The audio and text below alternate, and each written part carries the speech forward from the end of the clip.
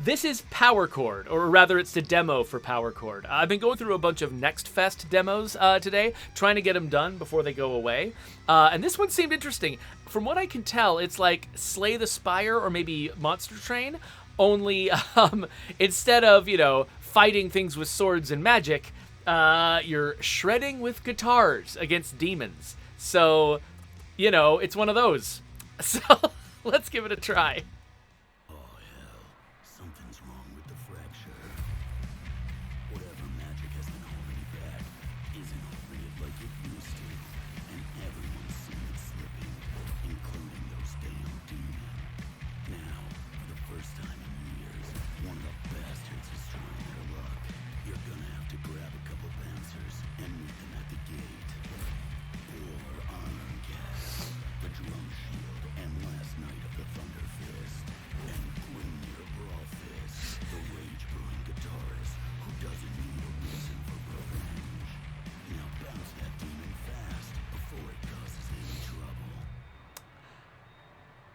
Okay, the plural of demon is demon in this game.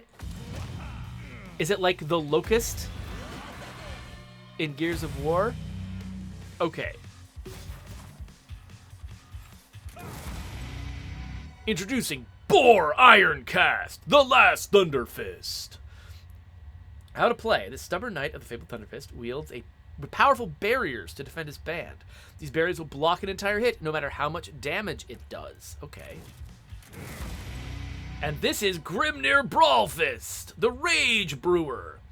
He never saw a hit he didn't want to take. He gains rage charges by taking damage and then deals it back as extra damage. Okay, so am I this guy, or am I these guys? Like, did they give these guys to me as my characters, or are they bosses that I'm fighting and I'm him? Like, I mean, they've got so much health. Like, okay. It's funny that's... So, historically, in other games in this genre, I've been on the left, the enemy's been on the right. I'm just going to assume that's true. I'm these guys, I'm fighting this guy. It looks like I've got 10 defense and 5 defense, 30 health. This guy's got 12 health. I've got some cards. So I can deal 4 damage by strumming. I can deal 1 damage 2 times to a single enemy. I can add a barrier charge to a single ally, or add 3 armor to a single ally. And I can do 4 things. Oh, I can do all 4 of these things, because it's a demo, and they're trying to teach me how this works. Okay, so let's armor up. And this guy has less armor, so we'll give him more. And then... But, actually, let's barrier up me, because if anyone takes damage, it should be the guy who benefits from taking damage. And we'll do 4 damage to this guy. Okay, looks like... Is it this guy does the red things and this guy does the blue things? Let's do a 1-2. Yeah, okay, so my blue cards belong to this guy, my red cards belong to this guy. So now he's going to hit this guy for 3 damage, as predicted, but I blocked. Okay. Okay, So it looks like my armor does not reset or anything. So I guess barrier is probably... Barrier is my short-term blocking. So now I've got barrier on him. And then I could do 6 rage damage to take him out. And I guess this number, rage damage increases as I take damage, I guess, but I'm not taking damage, so... Whatever, let's hit him. Take that, demon!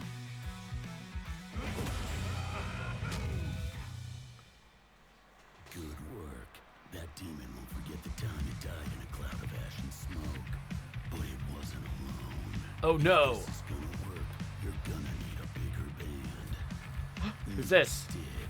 A medical enthusiast on vocals, and the closest to a healer you're gonna find in this whole damn city. A medical enthusiast. How do I read that in a rock and roll setting?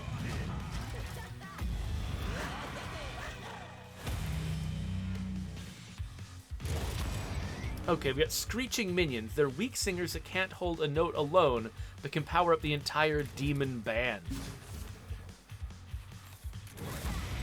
And I've got Stitch, so she takes as much health as she gives. Does that mean that she, like, hurts herself to damage to heal other people?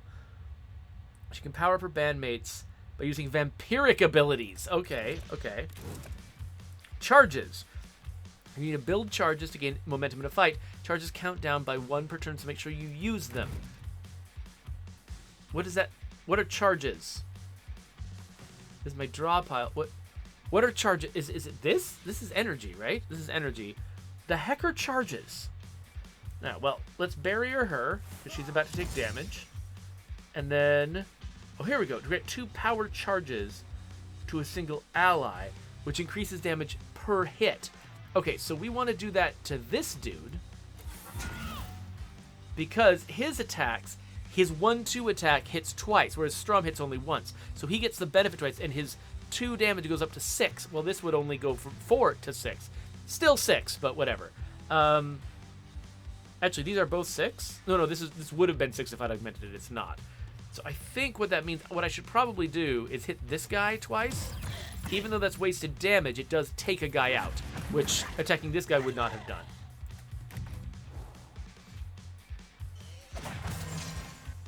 Oh, so JG Liz wants to know what Next Fest is. So Next Fest is an event that they do on Steam periodically, where they'll release a bunch of short-term demos for games. Like these games, the demos will go away after Next Fest is over. At least most of them will.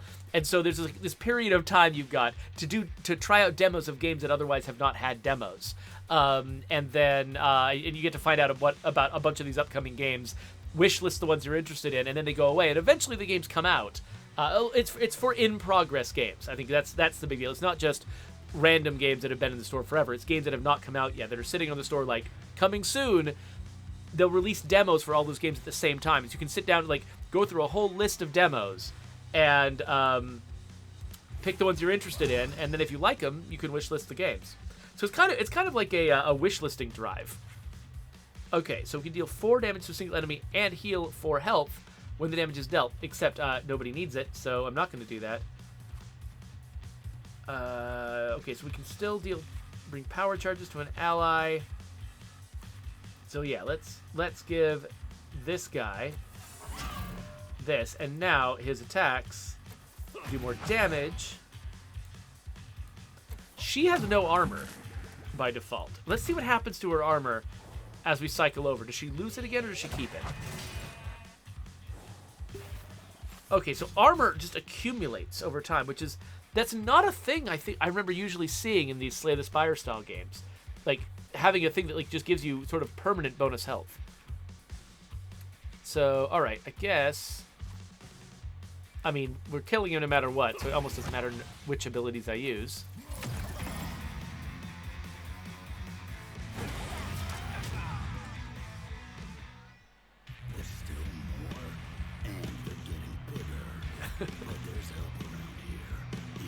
Some kind of ninja?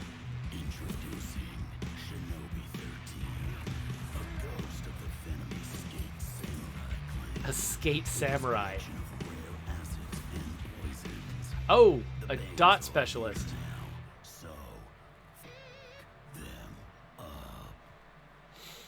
Alright. So Zach of Mars says that Next Fest must be pretty cool for a systems designer like me. Oh, exactly. I get really, like... I was actually a little frustrated when Next Fest followed right on after, like, the non-E3 that we had, because I was like... I had just tried a bunch of demos for non-E3, and then I had Next Fest too, it's actually good, but I also get frustrated because I'm like... I want to play all of these demos, because I learned so much from just seeing what's going on in all of these indie games, but... It's a lot of work to play all these demos. I mean, I'm glad I've got the stream. This is sort of a way that I can kind of motivate myself to get through them all. So, the Bodyguard, Spotlight Stealing Armor Brutes, they will take hits meant for other demons. Okay. So he's big and he's got armor. And now I've got Shinobi 13. He does toxins, extra damage to any enemy they hit who has poison or corrosion applied. Okay, so he does poison or corrosion to people, and then does extra damage to those same people. Also, he does not have armor by default. So, let's barrier him. And then, let's stick corrosion on this guy, because that's what it says to do. So now what does this... It's got 3 corrosion. What does this mean? It deals armor damage at the start of the turn. Okay, so his armor is going to go down. And then I can only do 2 of these. Let's give power charges to red guy. And then do 6 damage to an enemy. I guess I'm not going to take anybody out. I am curious. Okay. Okay, so these little indicators here. Does this mean that he's going to take damage from... Like, let's attack him and see what happens. Nothing. Okay, so I thought that maybe that this guy... That these meant somehow these guys were protecting each other, but maybe not. Oh, it's telling me who they're going to attack. So this guy is going to do something to friendlies. And gotcha. Okay, I think I understand what this UI meant now. Stance card effects last until broken by taking health damage or changing to another stance. Okay. Do I have a stance card? I don't think I do, so I don't know why they told me about that. Maybe these guys adopted a stance. Okay, so looking at these, I think this guy is saying, I'm going to do 3 damage to the 4th enemy. I'm going to do 2 damage twice to the 2nd enemy. So I can see, you know, oh, this guy's going to take 3 damage, this guy's going to take 4 damage if I look over here. If I look over here, I can see who the damage is coming from. So I can sort of match them up and understand what's going on. So nobody's going to lose their armor. So let me just see, what is the best? 1 damage 3 times to random enemies. Okay, so let's corrode both of them. Oh, interesting. Okay, so this means I'm being protected from this guy. That's the thing I was expecting that to mean. Okay, so this guy is being protected by this guy. So whatever I do to him actually happens to him. So this means actually if I do damage to random enemies, it's not going to matter because all the damage is going to go to this guy. But let's see. Okay, so this is supposed to do 3 damage, but this guy is also supposed to take... Like, he's supposed to do more damage to people who are corroded. So let's see if that's true. Whoa, yeah, he does a lot more damage to corroded people. Like, those are supposed to be 3 one-hit, like, 1 hit point moves. With 3 1 hit point hits, and he took that entire dude out. Nice. Okay, so... I guess, you know what, I'll do this. And then do a 1-2 to him. I wasn't going to take him out this turn anyway. Might as well just completely void the damage he's going to do.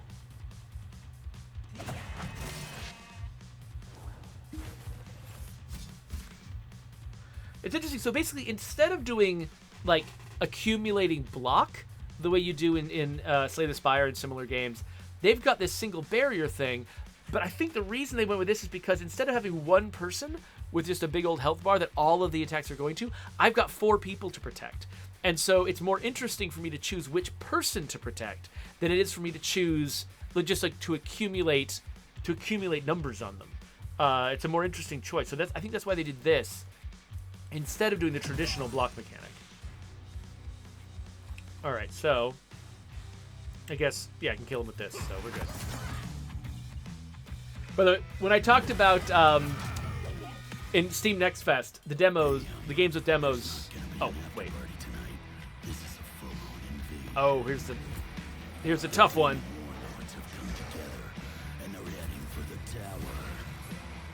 If the Chronocaster is still up there, then hell's gonna spill out of that portal again. And this time, there's no black metalsmith or knights to stop them.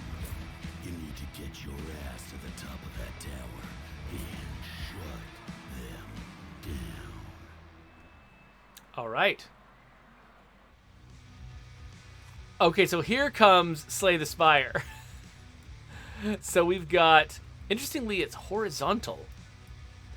So I get to pick where I start. I guess I can go here.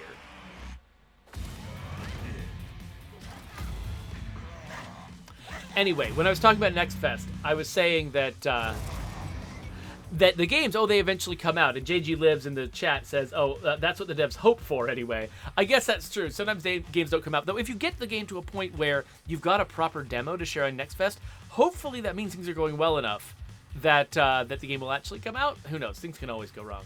Anyway, this is the Wingman. They gain power while raining down attacks on your entire band. Okay, so this is going to be a little harder to defend against. Okay, doing a small amount of damage to everybody.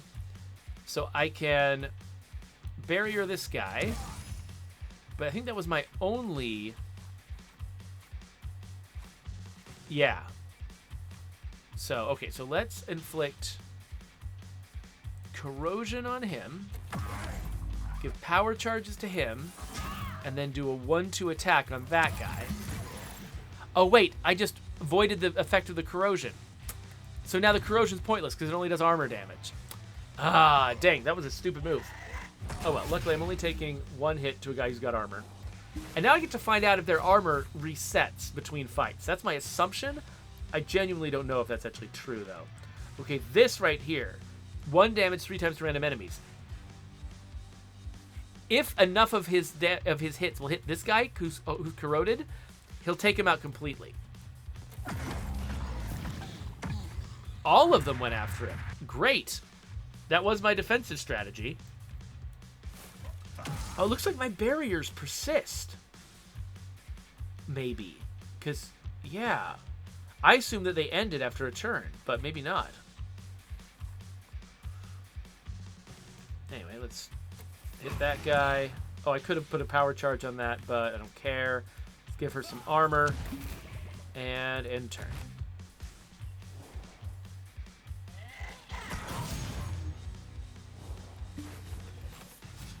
So JG Lives asks, do you ever daydream about genre spin-offs of State of Decay? Like as a strategy game or turn-based combat or something? Yeah, I would love to do a Gears Tactics approach to State of Decay. I think that could be a lot of fun. I don't think it's likely to ever happen, but I think it would be a lot of fun.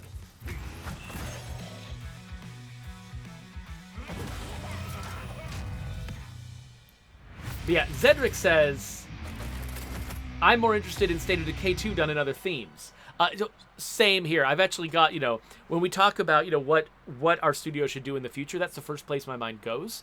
Is like, okay, the sort of the basic idea of State of Decay where you've got this collection of characters that all have permadeath, who are struggling to survive in a scary environment. They need to, leave their base and put themselves at risk and then come home and build up their base. That whole assembly of experiences... the zombie apocalypse is not the only place where that works, and I would love someday to sort of take that basic idea and then transpose it into some new place where that suggests interesting new ways, interesting new mechanics, and new ways to approach kind of a similar sort of pattern of play. Okay, got to choose a reward here, and so these are different rewards for different people, and I've got $35, so I can just grab money if I want to. But okay, this guy can gain power charges by himself. Oh, interesting. Okay, so this one deals 5 damage, but if I break armor, then I get a barrier charge on my side. This one's free. I'm going to choose the free one.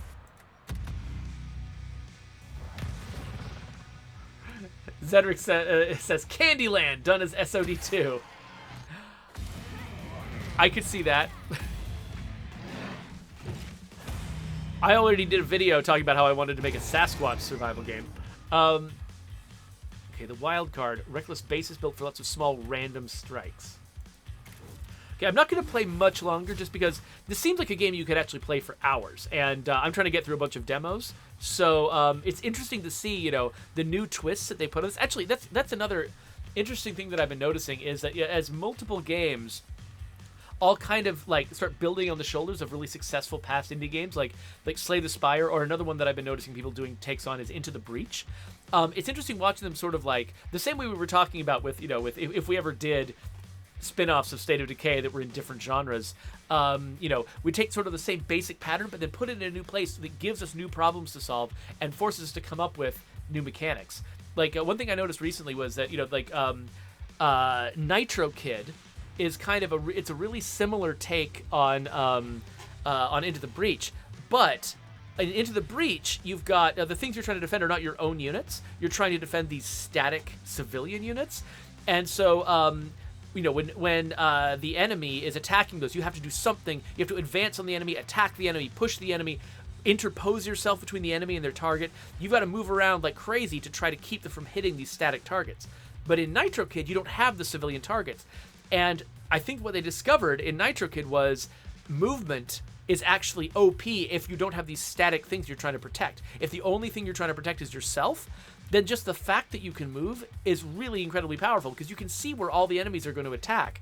And so if you can just dodge them forever and never lose.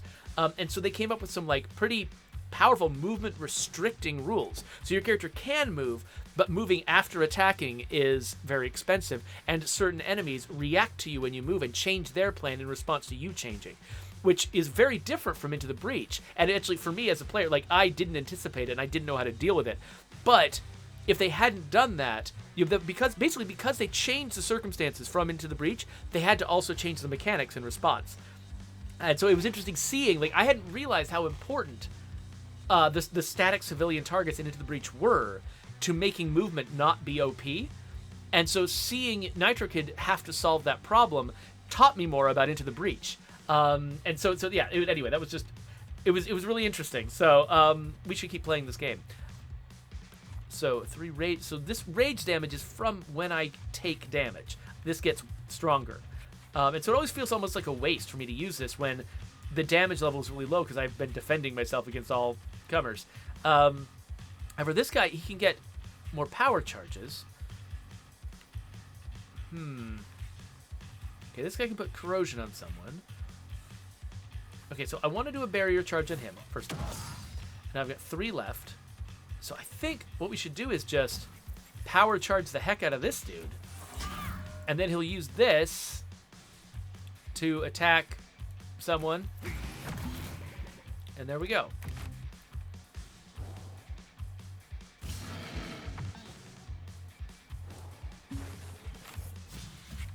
Okay, what's going on now? So now they're attacking... This guy is attacking this guy for 4 damage, 2 times 2. This guy's attacking this guy for 2 damage. So I can deal 7 damage. Okay, so this guy, he has retained his power. Has he retained... No, I think he gained 2 from each source originally. So now he's... So his power is going to keep dropping back each turn. But he still is doing a lot of it. But before I use that, let's get him to hold on to my barrier. But let's do this, and we'll see who gets most affected by it. Just the first guy. Okay, so it looks like we're not... Oh, this guy got confused, though. He's no longer attacking. I wonder what that's from. Is it just from the amount of damage we did to him? Because now that he's not attacking, I can just, rather than defending myself, I can just take out the one guy who is still attacking, and I'm good. Cogs242 says, you learn all this stuff, which will be useful when you make your own indie game. I mean, in theory, I like the idea of making an indie game, but in practice, it's not... You don't get to just be a creative when you're making an indie game, a really small indie game. You have to be, you know, doing lots of other things. And, you know, I trust myself to be good at game design. I don't trust myself to be good at business. And so, yeah, I think that it would be questionable for me to try to launch into something like that. I think I gain a lot of benefit, actually, from working for other people who can handle the stuff that I'm not good at.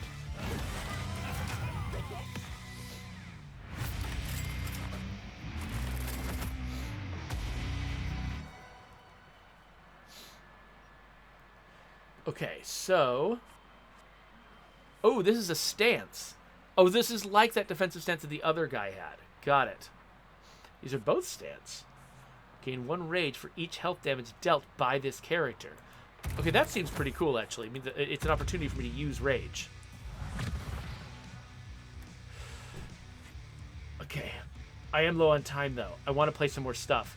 This is interesting. They're doing some new stuff on this sort of Slay the Spire formula, and it's great, but there's no way I don't have time to do all of this. So I think we get the point that basically this is like Slay the Spire, or maybe it's kind of it's closer maybe to Monster Train in that you have a lot of people on your side, and it's not just the enemy who has multiple people. So yeah, so it's a lot like Monster Train, but it kind of changes things up. It sets you up to have a party, almost like Darkest Dungeon, actually, the way your sort of party is arrayed. Though I guess placement doesn't actually matter, so far anyway. Placement doesn't seem to matter. The guys just always stand in the same place, and whatever, enemies can arbitrarily attack you. But yeah, they are sort of, because you've got multiple characters, they are sort of changing up the way that defense traditionally works. Yeah, so this is going to be an interesting version of this system to delve into. But for right now, I think I should take a break from this and move on to try something else. Goonbuggy asks, will you play it again?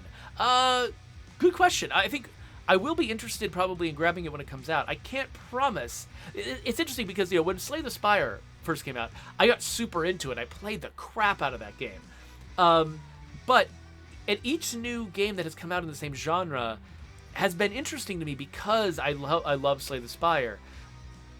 But if the changes that they make to the formula are subtle enough, then it's like I'll play them and be like, oh, interesting, look what they did to this formula. That is a fascinating idea. But I won't necessarily always feel compelled to play them all the way through, because the thing I was getting out of them was just seeing what the variation on the formula is, satisfying my curiosity, and sort of expanding my understanding of the system. And so, like, Monster Train was that way. I played it for a little while, and I was like, oh, this is cool. Okay, I see what they're doing here. And then once I said, I see what they're doing here, I didn't feel like I needed to play it anymore. So I could see this game falling into that category. And so I don't know how to draw a line between, like, when does a game only go just far enough to capture my interest and make me curious about it, make me want to see what it does, and then stop? And when is the game actually pushed the envelope far enough that this game becomes the new one in the genre that I want to play? Because, the borderline for that, I mean, the borderline might be around the difference between, say, XCOM 2 and Gears Tactics, because like a game like this, a game like Power Chord, or you should still see Power Chord there because it's still going in the background. A game like Power Chord or like Monster Train, they push it not quite far enough. I only wanted to play a few rounds to understand it, and then I was done. Gears Tactics, I got 2/3 of the way through the game until it hit the point where I felt like I had seen the interesting variations on XCOM, and twice now I've played it that far through, and then stopped. I've been sort of wondering, like, why did I stop? I love Gears Tactics. It's a freaking brilliant game, and the changes it made to the XCOM formula are really clever, and I love the way they sort of like had a few key ideas and then chased them down to make the game feel really different. But for some reason, like with most games that are sort of like interesting mutations of previous things that I've loved, I get so far and then I hit the point where it's like I cross over a boundary and I've learned the thing I'm there to learn and I don't get any further. I've actually, now that I've finished, I just, if you watched my, videos recently, I finished a new playthrough of XCOM 2 War of the Chosen. And part of what I wanted to do was get that done so I could delete XCOM 2 and focus on playing the last third of Gears Tactics, because I really want to see the end of the game. It's just difficult to push through it once I feel like I understand what they're doing. So, La Coalition says, in real life, we've got those moments where we have the perfect comeback way after the conversation. Have you had a similar feeling when doing game dev work? Like, you think of a solution to a problem way after the problem was solved poorly? Oh, yeah, that happens to me a lot, Coalition. I mean, like, I've got a lot of very clear ideas of, like, ways that I would solve problems in State of Decay 2 that just have not actually, like we haven't had time, that the team has not had time to do them. But yeah, no, absolutely. And some of them are fairly simple. Like, I think we should put coffin icons on the zombies left behind by characters who were killed. That seems like a no-brainer, and we should just do that at some point. And I'm sure at some point we probably will. The ones that are tougher are when a problem I recognize is like deep in the system somewhere, someplace where extracting it and changing it would be really difficult. Probably my favorite example of that with State of Decay 2 is the fact that I didn't realize early on that I wanted that players were going to see negative traits on characters as being deal breakers. Like, I need all of my characters to have only positive things. If they have any negative things, that character is garbage and I'm going to get them killed. Like, if I had anticipated that, then I probably would have actually insisted that all characters have negative traits, because depicting negative traits is an important part of the storytelling that we're doing. Like, that these are people with struggles and problems. They're normal people like you and me. They're not superheroes, but they're still surviving the zombie apocalypse. Like, that's the story I wanted to tell with that system. But because I didn't realize that players were going to actually cull out all of the negative traits from their community and kind of do like trait eugenics or something like that on their people, like, if I'd realized that, I would have given every character a negative trait, so you couldn't do it. So you couldn't, cull a character and then get another character who was perfect, because no characters are perfect, and then you'd have to accept and grapple with people's negative sides, which is like the intent. Like, that's how the game was meant to work in my head, but I didn't anticipate how players would react to it. And so, but that one, it's like, people have their characters already. Even if we made the change now, and so that all new characters had negative traits, that would just like put weird extra value on the old school characters. And it would be strange. I don't think it would really work. Like, it's the kind of thing that only could have been done at the beginning. And so, maybe sometime in the future I will get to work on a game where I get to give everyone a negative trait, so that people grapple with that situation the way I intended them to originally. But we'll just have to see whether that ends up being a thing or not. Gordon says, I wish we could have seen more Sasquatch in State of Decay 2, referring, of course, to the character Sasquatch from Lifeline, and not actual Sasquatches. Yeah, I agree. Actually, that was another thing. Like, when I pulled those familiar characters into State of Decay 2 in sort of planning out the story and stuff like that, the intent was to take that story further and have the characters be more involved. And we just ended up not having those opportunities. Like, our opportunities to expand the game after release were fairly constrained early on, and we ended up sort of having different motivations and not doing the stuff that I had in mind when I put those characters in the game. And so, yeah, that's another thing. I would love to go back and sort of change the way we approach that, because, yeah, I agree. Sasquatch is great. He's a lot of fun. He should have been a more prominent part of the experience. Let's see here. Goonbuggy says, Jeffrey never shuts up, plus 10 zombie attraction. Yeah, I probably would be problematic to have in the zombie apocalypse. My voice is loud and it carries and I talk a lot. Let's see here. Ambergris says, to me, the balance between negative traits and positive traits is wonderful. Sure, some folks try to roll the perfect character, but I don't know if that's the majority of players. I don't know for certain either. It's a behavior that I see in like really hardcore players, and it's in the like discussions in the community. It's very common for people to talk about, hey, I got this character. People are like, oh, red text, kill him, And I think some people are saying that facetiously, but also not. And so, yeah, it does feel a little bit like that. Oh, and by the way, Ambergris, hi, thank you. You're your first time person in the chat, and so yeah, it's good to have you here from Finland of all places. That's awesome. There's some great game development that goes on in Finland. I've never been there personally. Closest I got was flying into Sweden for a couple of days one time. But yeah, Finland is a fascinating country full of people have created some really brilliant things out of there, and I've heard from my very cursory study of linguistics and stuff. I've heard that Finland is actually an interesting a language that no one can trace the history of. It's like no one knows where it came from, but it's different from all the surrounding languages, which is fascinating to me. So yeah, I love meeting and hearing from people from Finland because it's such a fascinating, interesting country. And cool. I guess, okay, let's actually wrap this up so I can move on to another demo. It's fun talking to you all, but I got to make some progress here. So there's a subscribe button. Here's some links to other videos, and we'll move on to something else.